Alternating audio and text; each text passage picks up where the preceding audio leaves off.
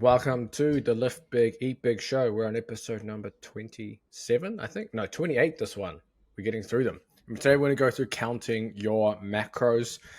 Some people enjoy counting their calories and macros, some people don't, but I think it's important regardless that you at least know the skill and learn the skill because it will open your eyes into what is on your plate and how low protein a lot of meals really are and a lot of different snacks really are. But we have myself, James DeLacy, professional strength and conditioning coach. We have Colin Wolf, 2 times world's strongest man competitor, and Mona DeLacy there with little Mia, who is a Commonwealth medalist in Olympic weightlifting, as well as a CrossFit Games athlete. And we're going to take you through our experiences doing this. I mean, we've all are counting or have counted macros for a very, very long time for various reasons, whether that's cutting weight for competition or just generally getting lean or bigger and just looking at our various diet and nutrition ways. Then we've got a few different things, a couple of different pieces that have popped up over social media that are interesting that we can dive into as well after that. But first, just a quick definition. When we're counting macros, macronutrients, our protein,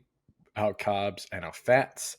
Counting macros is essentially just counting the amount of grams you are getting per day from the foods you are eating. There are simple ways of doing that. We'll dive into some app stuff as well when we talk about this. Apps are the easiest way of doing it. But we're typically looking at various ratios of these macronutrients. So a very good way of doing this without having to do any calculations, take your body weight in kilograms and you do the 3-2-1. 3 grams of carbs per kg of body weight, 2 grams of protein per kg of body weight, and 1 gram of fat per kg of body weight. That is a very, very simple way of doing it where you don't have to do any calculations. If you're a little more on maybe the analytical side, you can jump into, I mean, there's so many calculators online. You can just search like calorie calculator or something on Google and you put in your height, weight, activity level and things like that. And it will spit you out an estimated calorie count as your maintenance. Obviously, there'll be trial and error around that. You'll have to weigh yourself daily just to see if you're seeing changes in weight going up or down. The most accurate way of determining your maintenance calories is just to track what you eat over 7 days, and that includes the weekend. You have to have a weekend in there because it's different typically from your weekdays.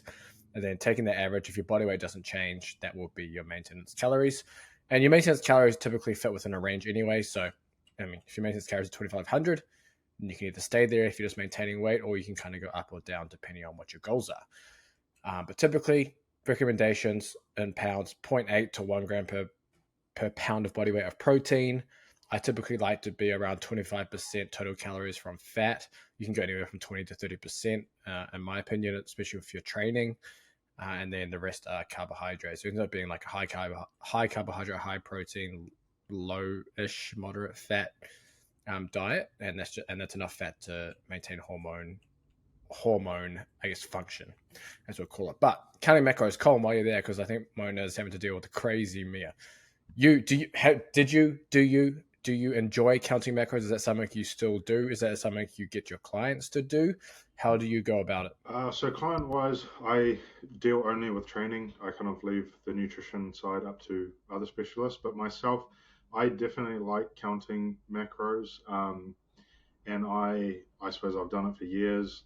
I do take breaks from it, but it's one of those things when I get into a routine of it, I kind of find, just like I was talking about last week about making sure the kitchen is clean, it just kind of sets my routine and sets the day.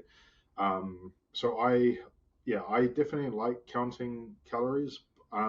Personally, I do find it harder to do here in New Zealand compared to say Australia. Yeah.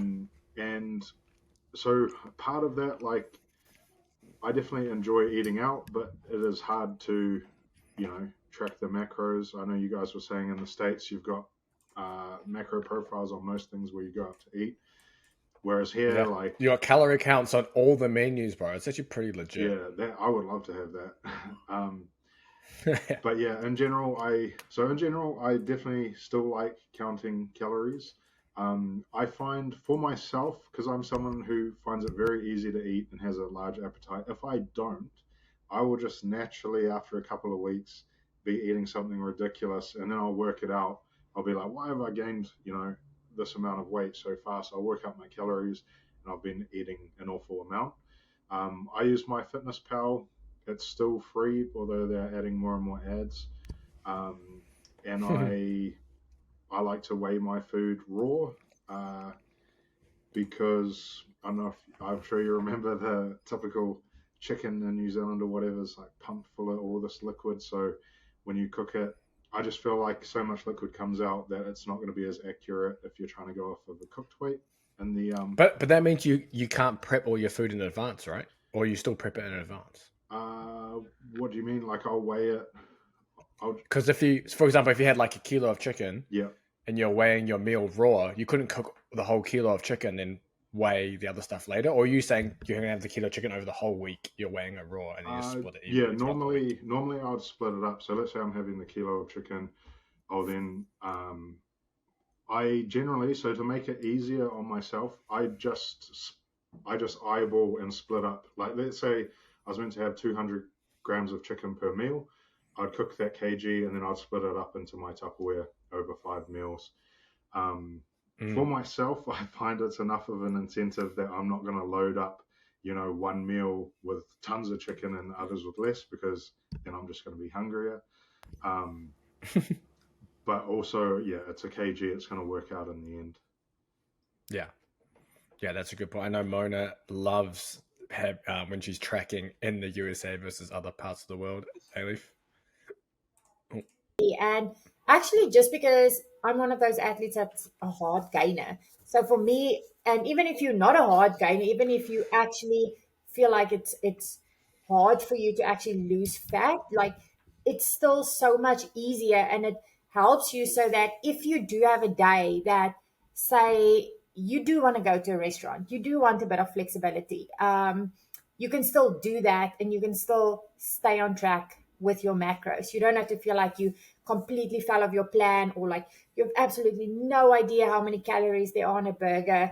It was actually quite interesting because when James and I moved back to the States last year, that was actually one of the things I was most excited about just before I fell pregnant. I said to James, we can count calories, or we can count our macros again and like work out our how much calories, because I want to gain weight, etc., etc.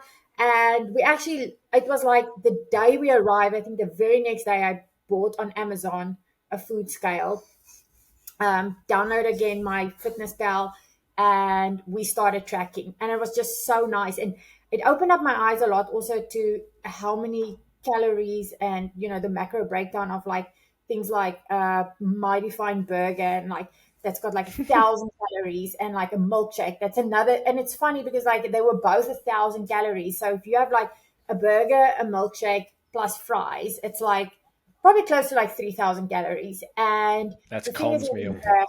yeah, and the thing is, over here, like people will have that, say, for lunch. And a lot of times people don't understand why they are just super sluggish, super fatigued. They're not losing weight. They're like, I just had a burger and fries, and like, I just had a milkshake. Because sometimes they forget even they had the milkshake, and it's just so many calories. It's like a whole day's worth of calories that they had. But one thing that I like doing, I'm an athlete that, or a person that loves structure. Um, and there's almost like, even now, like there's a food scale on our kitchen table, like 24/7. Like James weighs his stuff, like even though I'm not like actively tracking right now. I wouldn't say it's on there 24/7 because Mona keeps putting it away. Hey. Yes, yes. So Colm gets me with the whole clean thing.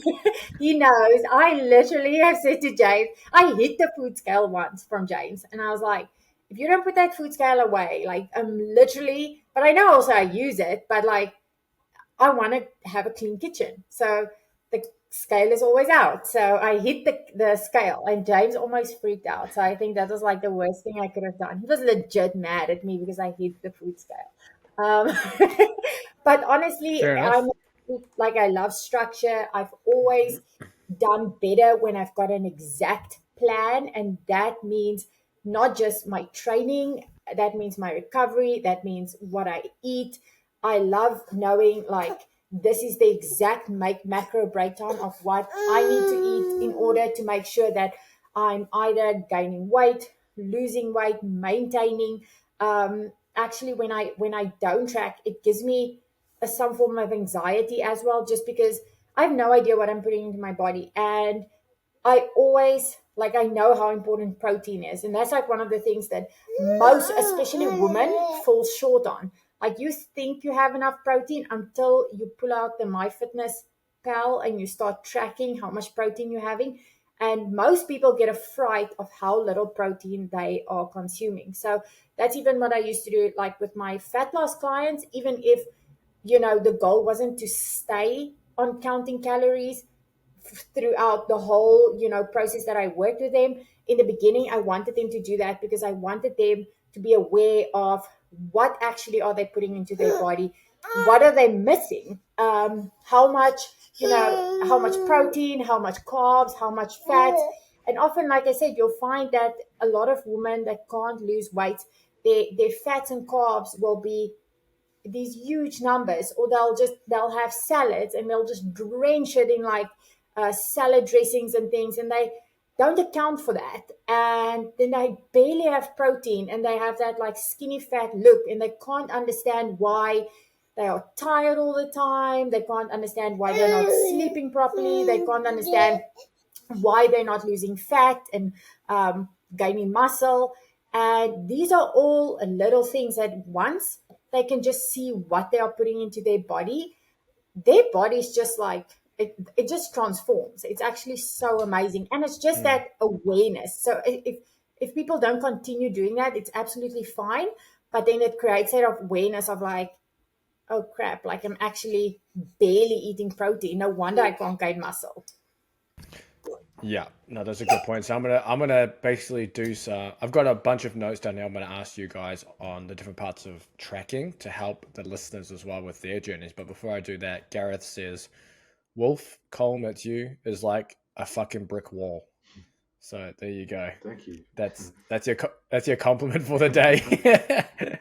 Just looking jacked there on camera, but I think Cobb's big smile there says it all. He's like, "What's my kind of compliment?" All the tracking is paying off. Yep, Yes, exactly. the tracking is paying off. So we're going to start with, well, Com's already touched on it, but I'm going to ask you again. Weighing your food raw versus cooked. Do you weigh absolutely everything you eat raw, or are there some things that you do weigh cooked? I've tried to go pretty much all raw, and pretty much all raw, and um, I try to avoid any kind of volume measurement as well. Just for myself, I will cheat it. If I'm going to have, for example, a cup of peanut butter, I will cram as much as possible into that cup, probably spilling over the top. So yeah, for me, I just weigh everything and have it raw. Obviously, like packeted stuff and that I won't. But in general, like meat, veggies, all that stuff, um, I've just tried to be consistent and keep it all raw. Nice. And Gareth actually says Brit Shithouse would be more accurate in terms of a brick wall. But Mona, I mean, you're like me. You weigh everything cooked, right? Yeah, I was gonna say I weigh everything cooked. The only thing I don't weigh cooked is, for example, oats. So Yeah. before I make my oats, just because um, the amount of water you put in, like I always just eyeball the amount of water I put in, or even like but then what I do is I'll put it in raw, so I'll have like, even if I just have like half a cup or whatever, weigh it. I think that's like, what is that, like 30 grams or something, I can't remember now, but anyways, like I'll weigh my oats raw. Yeah, obviously fruit, if we had to weigh fruit, we'll weigh that raw. Um, but yeah, everything that's cooked other than that, like rice, our meats and things like that, we weigh that cooked. Yeah, we'll weigh everything. I mean, unless you're cooking a steak for dinner, that's easier just to weigh raw. Same with pasta, because kind of pasta is usually a one-off cook, so it's easier to weigh raw. I just want to Everything mention else, though, what people must also remember when they track on, like, and maybe that's one of your questions as well, is when they track on, say, MyFitnessPal, if they have like things like chicken or whatever, they must remember also just to, like, if it's like a chicken breast search or cooked or raw. yes, yes, and Yeah. also like things with skin on it, that also makes a difference with like the amount of fat, etc. Yeah. people can fall into that trap. They just search chicken, they add the chicken, but how you weigh it is how you have to search it in the apps. So you have to weigh chicken cooked or chicken raw or chicken bone and whatever it is. But make sure you are searching the exact thing that you are essentially the way you're weighing. Another question, like another verse argument, is weighing your food versus using cup measurements. I know some people will use cups instead of a scale. To me, it becomes way too inaccurate doing that because you fill up half a cup of oats in your cup and you could be a I was little going to over, say a little that's like under. Tom's one. It's like what? Filling up a cup of peanut butter. Yeah, there you go. But are you weighing or using cups, Kong? No, so I avoid any of those volume measurements. I just go pure weight because Yeah, yeah, I will do that. Oh, I can cram an awful amount of oats into a cup of oats. just smash it Yeah, down. but I can't. Yeah, I can't cheat the weight. Yeah. So if you're measuring, use a scale. Don't use cup measurements and teaspoon measurements, etc. Even on the labels, when it says, for example, peanut butter is 2 tablespoons a serving, but it gives you the weight in grams. So just use the gram amount when you're doing that. So, and actually, that, we need to tell people the trick of when you weigh things like yes, peanut butter and stuff, because what also sometimes happens is like you'll have your bowl of oats, and now you put your bowl of oats on the scale and you want to weigh how much almond butter you put in. So you'll take like a scoop or whatever of almond butter, you'll put it in, and sometimes there'll still be left on the tablespoon. So you'll end up like just licking it off. But the actual trick is to put your almond butter or your peanut butter on the scale, and then the amount you take out of there, that's the exact amount. So then it's no, again, eyeballing or leaving some on the tablespoon and eating some off, especially if you want to be like super meticulous. Those are yeah. just little things that can add up at the end of the day, especially if you Well, have multiple fats and stuff a day. yeah, and I'll add as well if around the meticulousness, you don't have to hit your macros exact on your program, so you shouldn't, unless you're like in contest prep and you're like having to account for every gram. But typically, you should give yourself a window. So typically, this is what I learned from Eric Helms when I did it, and it was plus or minus 10 grams of carbs and protein either side of your number, and then plus or minus 5 grams of fat either side. And that kind of just gives you some wiggle room, so you're not trying to like chase like that last grain of rice out of your bowl. So you make sure you hit your numbers and things like that, and that gives you some flexibility. So, and then on top of that as well, for example, if you just happen to have more protein or more carbs, more fats that day, you can pull back from something else. So you can be a little more flexible there. But for you guys, Colin, I'll start with you again. Planning your whole week, for example, taking your kilo of chicken, weighing it raw, and then divvying that out for the whole week, and planning all your days, or just going with the flow and kind of having a general idea of what you're going to eat that day, have it in your tracking, and then see what you have left later at night, and then creating a meal that fits that. For me, like when I was competing, I would prepare how I mentioned I used the slow cooker, and then I'd cook my lunches for the next day. So in general, I would do it. I would prepare like the majority, probably like 80% of my food, and then the dinners I would kind of have a little bit of wiggle room. But I found that kind of kept me. I like it just allowed a little bit of flexibility that it didn't feel so Mm. restrictive to me that it would lead to me like binging or something like that. Whereas, let's say I had, especially at the time, like eating around 5,500 calories. If I've got a meal left for dinner, I can wiggle in like quite a lot of different things for that amount of calories for whatever my dinner was. Um, but at the same time, because it was a large amount of food, having that like 80% of that prepped means that I'm going to stick to it and not try to wiggle things around too much. Yeah. Like the exaggerated, instead of, eating my oats and rice for my first 3 meals, replacing that all with like sugar. Obviously, an unrealistic exaggeration, but With your whipped cream and protein concoction. yeah. Oh, unfortunately, I couldn't have that because they just don't have that whipped cream here. So I haven't had that in years. We're gonna have to send you some. Maybe we have to find it here and then just like send you a bulk shipment. I've actually We'll looked. probably get hit Yeah, by. I've tried to look Yeah. into it. I was looking at shipping some over from Aussie. but when I was looking, the shipping costs were pretty bad. But I'll look into it again now. They're starting to calm down a bit. Maybe we'll have to create a Lift Big Eat Big whipped cream protein That sounds food good. That products. sounds good to me. Like a squeegee pack, you know, the Yeah, squeegees on the go, on the go. Wait, what? The whipped cream though? Wait, you got the low fat one, right? So it's just protein and a few carbs. pretty much. Yeah, there was a little bit of fat in it, but very, very little. Hmm. We'll keep that in the bank then. Maybe there's something we look to do in the future. Hey, Mona, what about you? Do you plan your whole weeks and stuff, or you just kind of go with the flow? So back in the day when I competed, again, I'm a person, I said earlier, like I love structure. So I would plan my whole week. And honestly, I eat the exact same every single day, day in, day in, day out for months. I would say even years.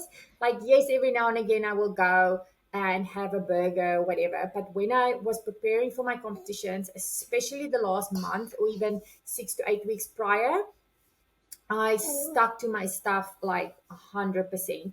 Um, it's just because I always have said, I don't want to leave any stones unturned. I want to go in there knowing that I did my best recovery wise, and nutrition wise, training wise, everything that I could control. I wanted to make sure I do my best with that. So, what I would do is like, and then at night, but even though I was super super strict with what I would eat, and like I said, I would eat the same things day in and day out because that would just create less stress around like putting a meal together and things like that. Just because I was super busy, I was working and coaching and stuff as well at the time.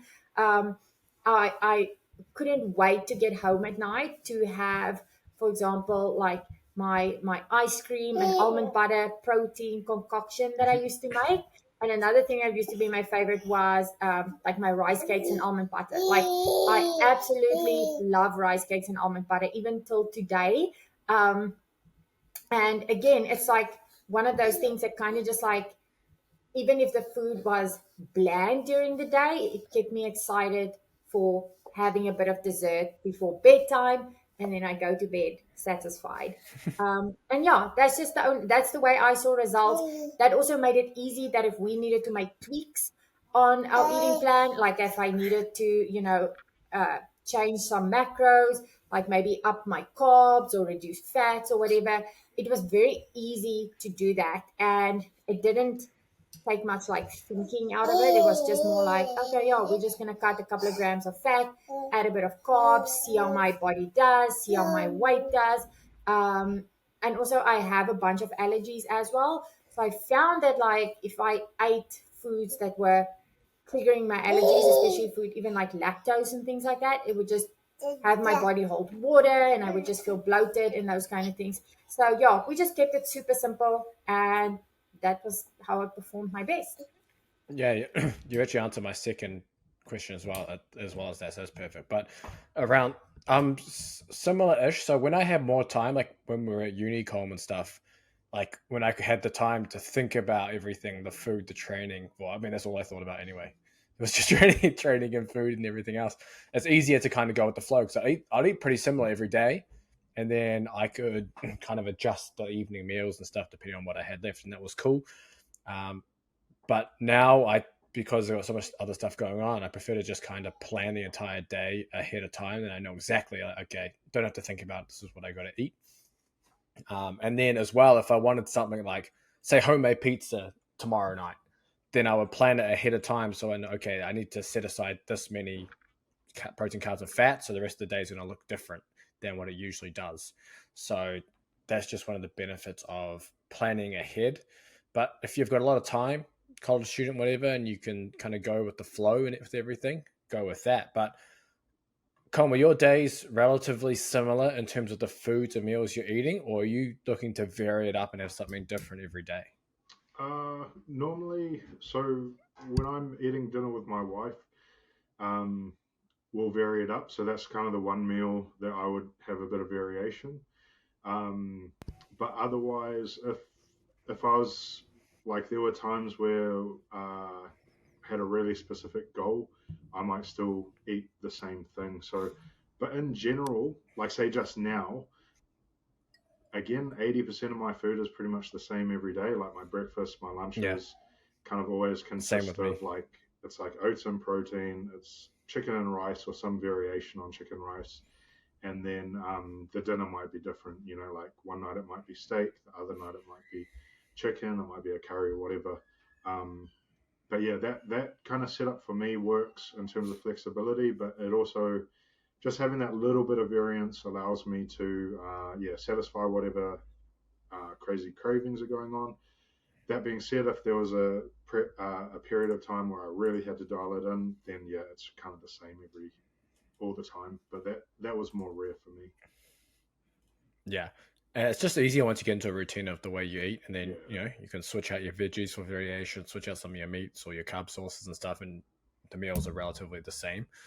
And then if you eat similar times of the day too, and then you train similar times of the day, you can kind of plan everything around your training. It makes it relatively easy. But the idea of tracking versus not tracking, is there a time? Well, right now, I wouldn't say Mona and I aren't tracking, but we do weigh our stuff in every meal, so everything's consistent throughout the day. Is there a time and place you think not tracking makes sense, Cole? Uh, like for certain people who probably have different goals to us, like I know I've spoken to people who say they get, you know, a little bit too obsessive over things and it causes Yeah. them a lot of anxiety and this sort of thing. Um, but that's kind of, to be honest, is kind of outside my realm, the psychology side of things. Um, The psychology of a normie. yeah, pretty much. I cannot relate. But in general, like I can't.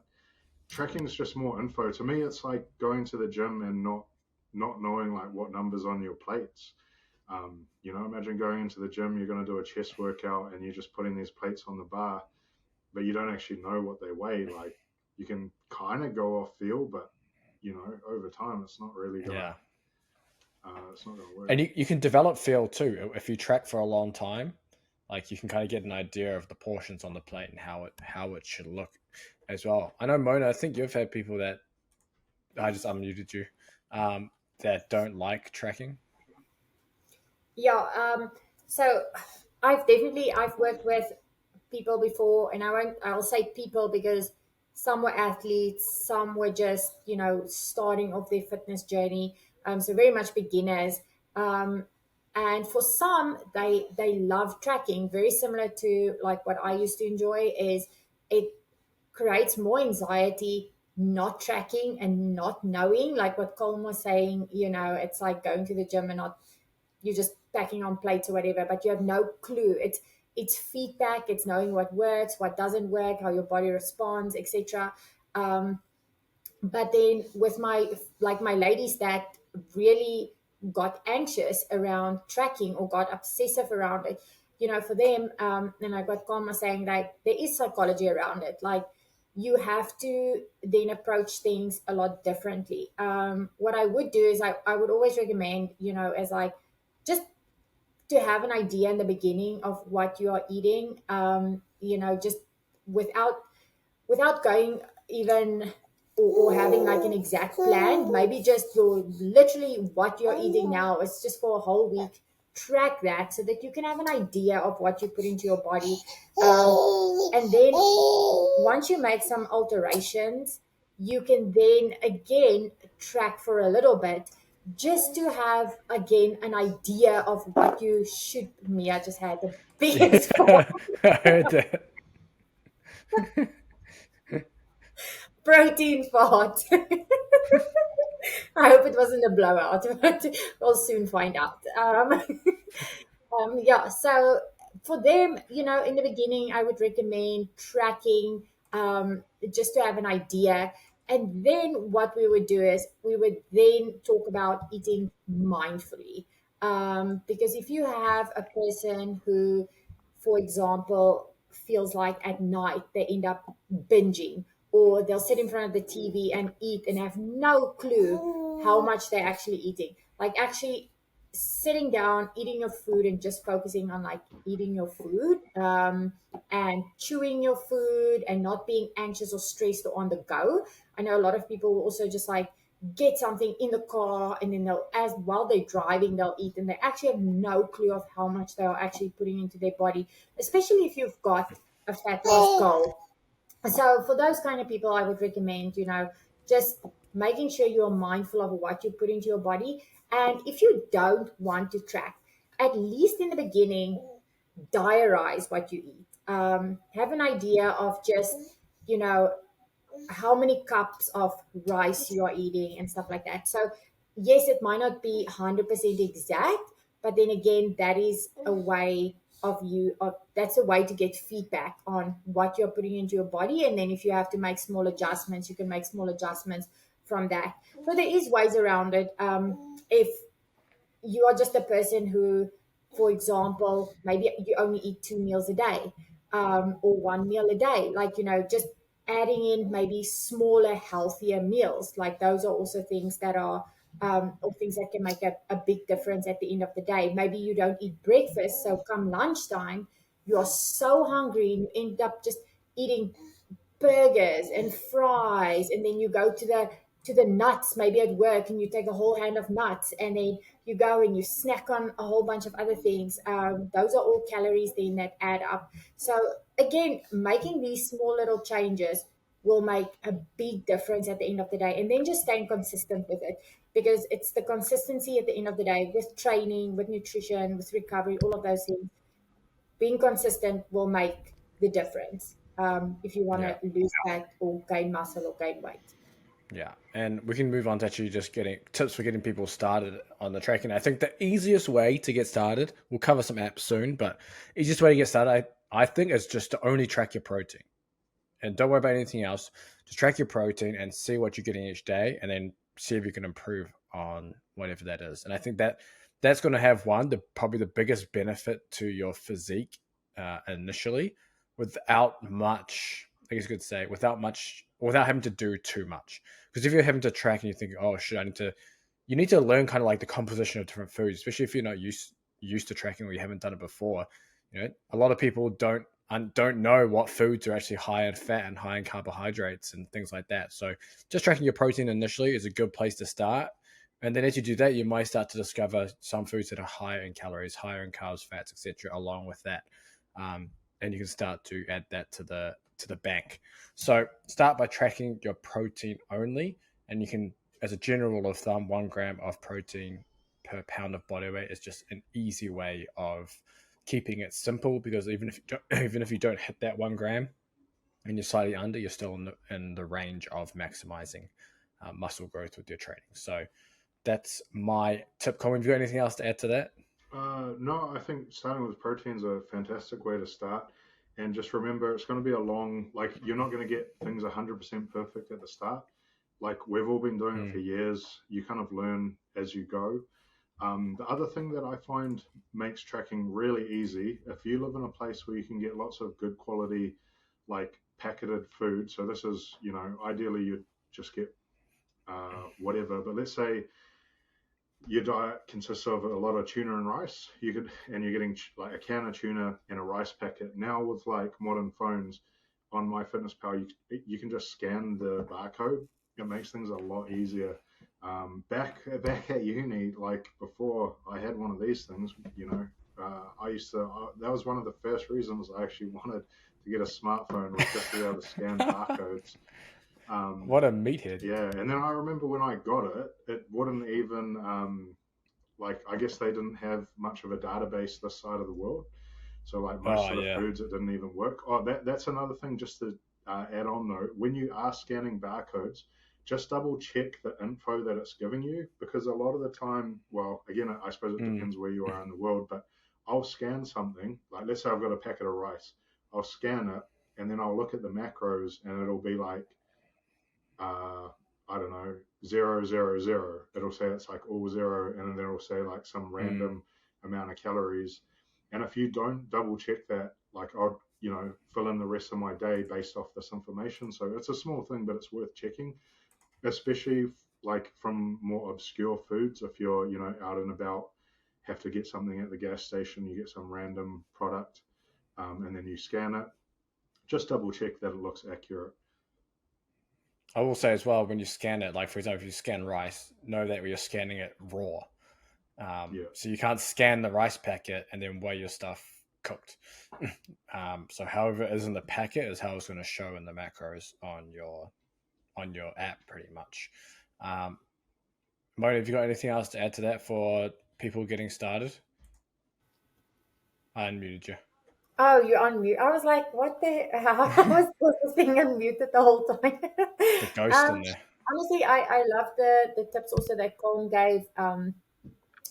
People need to realize like it's not when you start tracking and stuff.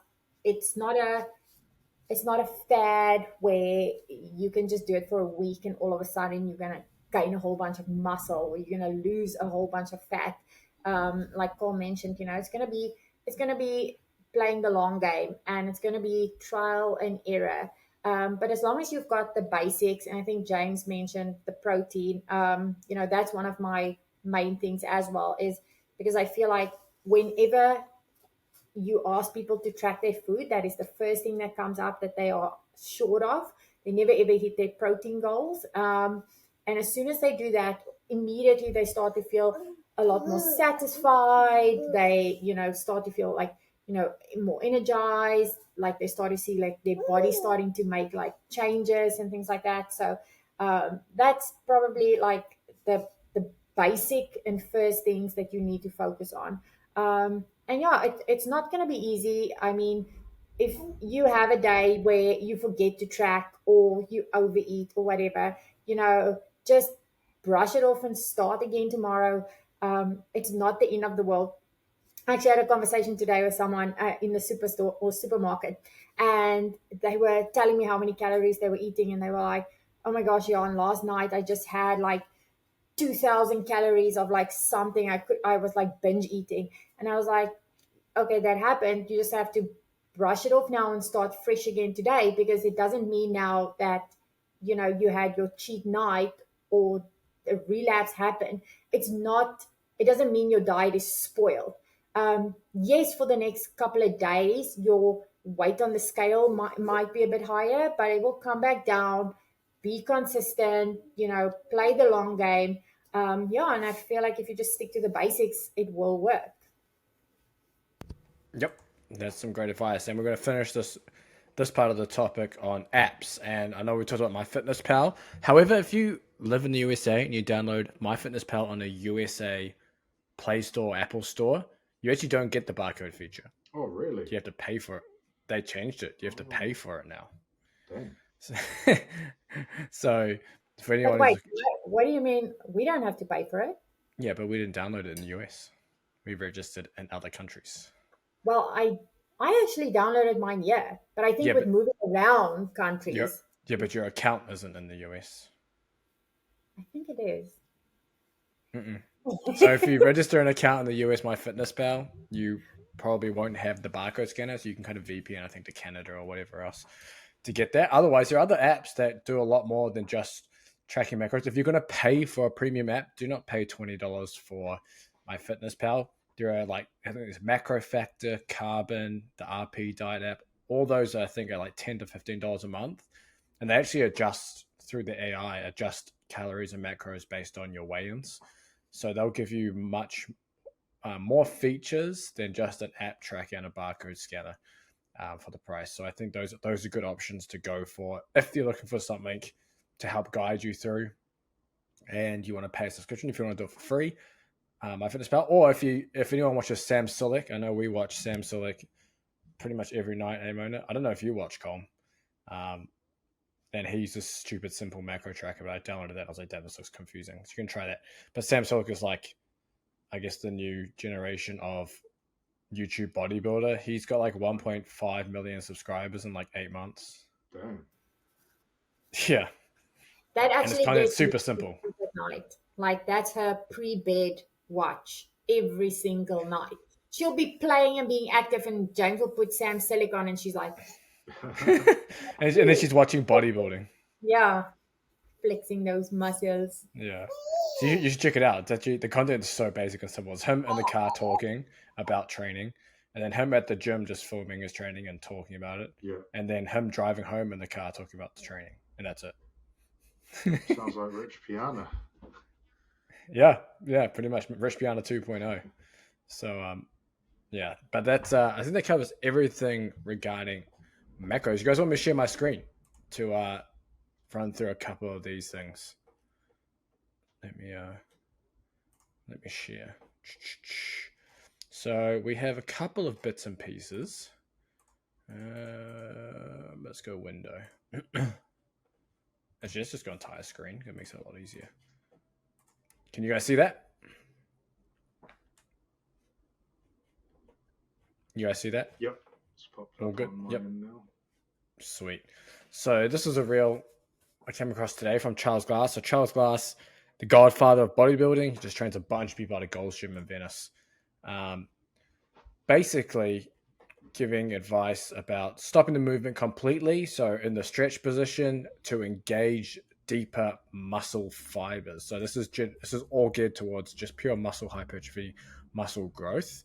Now, the concept's good, but engaging deeper muscle fibers doesn't really make sense. But regardless of how you say it, the idea is that when you're pausing in the deep stretch position, for example, at the bottom of a dumbbell bench or bench press or whatever it is, you dissipate the elastic energy that you generate. So if you think about how the tendons work, the tendons are like springs. So the easiest one is like the Achilles tendon. If you're doing like jumping rope and you're bouncing on and off the ground, a lot of it is through elastic energy through the tendon versus the actual calf contracting and generating force. And that's why you can jump higher when you, for example, you do a counter movement jump, you dip down, you jump straight away versus you squat down and you wait and then you jump. You won't jump as high because you don't have the elastic energy to help you. So the same thing comes across when you're doing movements, for example, like the bench press, and you're bouncing it off your chest. You're having a lot of the elastic energy from the descent from the tendon, helping you generate force as you bench. Whereas if you pause for 2-3 seconds, you dissipate that elastic energy as heat, and then more of it comes down to the muscular contraction to be able to press the bar or dumbbells or whatever it is. Anything you want to add to that, Colm, around pausing at the bottom and slowing the movements down? No, I think it's a good option if your goal is hypertrophy. You're not too concerned about maximal strength. And I think it's a good way, to take the ego out of it and be consistent. Like as long as you're being, relatively consistent with your pauses and whatnot. In general, I would, even if you're more of a strength athlete, I like to encourage people to do these same kind of principles on their assistance work. Like I've talked about it before. Generally, someone more strength focused doing the heavier stuff first, and then they can finish with this stuff, focusing a bit more on the squeezing the muscle. But overall, I think it's good. And I think as well, like if you want to preserve joint health and things, pausing is the big one. Because when years of bouncing out of the hole, I'm sure Mona can, I'm sure you can agree, attest to it as well, Colm. Like my knees aren't fully, what would you call it, youthful. I think just from years of just bouncing, squats, weightlifting, all that kind of stuff. So if you're pausing in the bottom positions a lot of the time, you're going to take a lot of that stress out of those joints too. So that's anything you want to add to that, Mona, or do you want me to move on to the final thing that I have? Nope. Now you don't unmute me. I can't. I've got the screen up. It's so funny. I was gonna say very much like what both of you guys said. I agree with, and I've been doing like my last leg specialization that I was doing on my last block just before I started this one. We did a lot of like pause That's squats. in the Lift Big Big Underground too. What? It's in the Lift Big Big Underground. Yeah, it is, and it made a massive difference. Like it is, I mean, like we said, and I think in our previous podcast we were talking about how my body is just transformed, and it's honestly been from doing those kind of movements, pauses and stuff like that. I'm not in a phase right now where I'm training to be an Olympic weightlifter, but I'm training to work on my physique. I want to somewhat maintain strength. And that's one of the best ways that you can do it. I mean, I'm even a big fan of putting that into my weightlifters programs as well. But again, like Com says, it's like you have to take the ego out of it, and you have to like stick to the plan. Like you also can't just do it like once or twice and think it's going to make a difference. So having a training cycle of where you do pauses or eccentrics, anything like that, it's just having a cycle of it and actually like really, really working on it, and then going back to your normal, where you would bounce in a squat or whatever. And it really does make a difference. Like your body feels stronger, your joints feels better. And it's just so nice to be able to do those movements and not be in pain. Like I love it. The only issue is if you are an ego lifter or you like to lift big weights, the weight you're going to be able to lift is much, Yes. much, much smaller. Yes, that's actually what I wanted to mention. I wanted to say, I can't nearly go as heavy in pause squats as what I would in just a normal back squat or a normal front squat. But, I'm like, okay, I've accepted this is the phase that I'm in now. And like you said as well, like you have to just know that you are playing the long game with everything. There's a goal in mind. It's not always about how heavy you can go. I mean, I'm sure you guys trained that way in uni, how heavy you guys can go all the time. But you can't always do that. I wish we could, almost. But I'm going to take you to one that might give some of you a bit of a laugh. I might give you a bit of a laugh, Colm, as well. It's a quote from Mike Boyle. It's actually Mona's dad sent this to me today, so sorry about the resolution. I pulled it from a Facebook Messenger thing, so I'll read it for you. This is a Mike Boyle quote from a forum thread. If anyone doesn't know who Mike Boyle is, probably one of the most world-renowned strength and conditioning coaches, I guess, but has some very dogmatic views on a few different things. But he's come out and he said, imagine if I told you I could show you a power exercise that produced amazing results, that was completely safe if taught correctly, and that you could max on this exercise 6 to 8 times a week for months at a time. It's called sprinting. And I was like, holy shit, that is the most retarded statement that I've heard from a well-educated coach. I don't know why he said this. I'll stop sharing that anyway, but so I can come back to the screen and see you guys. But I don't understand how that came about. Basically saying that, okay, the most powerful exercise is sprinting. Yep, I can get on board with that. But you can do it 6 to 8 times a week, max speed, for months on end. Like I don't, like, it's making me speechless, to be honest. I don't know how he even came to. I don't even know how he came to that. That's not even a thing. It never happens. No pro sprinter trains max of sprints 6 to 8 times a week. No pro team sport athlete, in fact, no athlete maxes 6 to 8 times a week. You would literally blow your hamstrings off the bone if you tried to do something like that.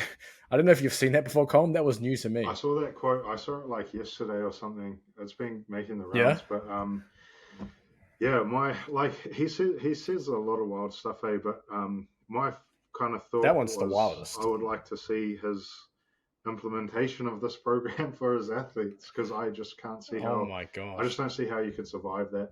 I'm guessing if he does this, his definition of like max is a little bit different. Maybe it's just like 10 meters, like accelerations, and he just calls that max. But otherwise I would think like maybe it's just taken. He's just misspoke or whatever. But he does say some crazy stuff every now and again. But I don't even understand how you could even get to that statement. Like, it makes. I mean, you can replace sprinting with pretty much like anything else, and it's still going to be a wrong. It's going to be a wrong statement there. Yeah. And then sprinting is just like nowadays people do stuff like that to get a reaction out of people. And again, we don't know if this is like him being like, okay, this is what I truly believe, like in my core. It probably is. You think it is? Yeah, He is pretty Okay, old. everyone's seen Mike Boyle statements before. He's very dogmatic on the things he talks about.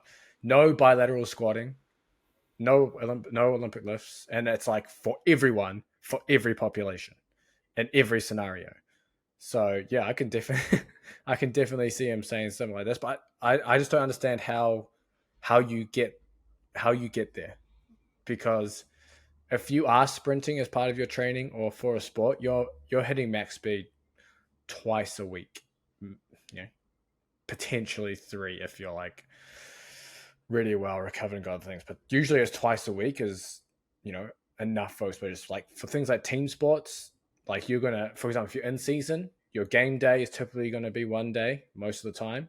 And then like a Tuesday or a Thursday will be the other time. And then you might during training, you might hit it again on Tuesday or Thursday. So you might get a few exposures. But you're not doing it Monday, Tuesday, Wednesday, Thursday, Friday, playing Saturday, and that's 6 days right there. That's absolutely crazy. And even if you are not playing a sport, there's just no way. There's no way you can do it. You can't max squat 6 to 8 times a week. You can't max. I mean, you can max vertical jump 6 to 8 times a week, like maximum jumping, but they're probably going to take its toll at some point too. Um, and sprinting is just one of those where you do not want to play that game. Now, if he's defining sprinting as 10-meter accelerations, well, one, that's not sprinting. You're only going to reach a certain threshold of speed in 10 meters, probably half, if not less, in terms of the maximum speed you're going to hit. So if you're relatively fast and you can run 9 meters per second, you're probably going to reach like 4 meters per second, if that, within 10 meters. So you're well away from having issues there. So yeah, if you read that statement and you came across it and you thought it was a good idea, don't do it. You're asking for an injury doing that. Anything else you want to add there, Colm? No, I like how he said if taught correctly, so he can always have that as, oh, you're just not doing it right. You know, if someone questions, no, you're just not doing it right. Yeah, even if you're doing it right, you're fucked. So don't go about it. Was there some strongman stuff you wanted to cover? Oh, it was Brian Shaw, wasn't it? Yeah, just so I've seen, it looks like he's going to be doing MMA, and that's the natural transition now. It seems. Yeah, I was just it's MMA or boxing. Saying to James before we started recording, I'd love it. Like personally, I like strongman for the strength. I like MMA for the fighting. I've competed in both of them over the years. But so I would love it if the strongmen, just did what they were best at. From a fan perspective, but like James said, there's no money in the strongman, and it sounds like it's going to be some kind of monetary deal. Some Saudi. Looks like Qatar is involved, based off what I saw on Instagram. But early days, we'll see what happens. Like, I don't know if Thor and Eddie ended up getting the $1 million that they were promised for the boxing or whatnot. So, and they had all those different deals. We'll see what happens with this, but. I suppose there's always a place, I think, for freak show fights. That's always going to be a thing. So I'm sure they'll be able to get people to tune in. Well, you can look at the Logan Paul Dylan Dennis one from last weekend. Yeah, I don't know if you saw that. I don't really watch that stuff, but yeah, I suppose that's a good example. I would consider that more like personality. Like people seem to like who they are. Freak show but you wouldn't. Brian Shaw would be a person. Oh, I guess it's a freak show / personality fight. Like Hongman Choi versus Bob Sapp. You ever see that one? No. Hongman Choi, like a 7-foot. I think his background was kickboxing, fighting Bob Sapp. You know Bob Sapp? Almost 400 pounds, big muscular guy. He's off the longest. Oh my gosh. You definitely recognize. Oh, okay, yeah. Yeah. Like to me, that's like you could always sell that fight. People will pay to see a 7-foot giant versus another like big giant. And that's kind of how I see this. But I mean, it's good if they're going to get paid for sure. And it will be interesting seeing, like they are at the end of the day, they are professional athletes and will be able to put their focus. Well, we'll see. Eddie, I don't know if he was really focusing on boxing or just. Mucking around a bit based on. You ever see his training for it? Yep. his so-called training Yep. for it. Yeah, so he might have just been cashing it in for the money, but we'll see what happens with this. MMA is a different a different thing again to boxing. Um, but yeah, as someone who's done both, the physique, I know when I was at my biggest, like even just trying to say, obviously you've got the weight advantage. Like let's say I'm on top and side control, there's obviously a huge weight advantage, but Yeah. mobility wise, like you can't really, you're very very limited. So it'll be interesting to see though who he's up against. Yeah.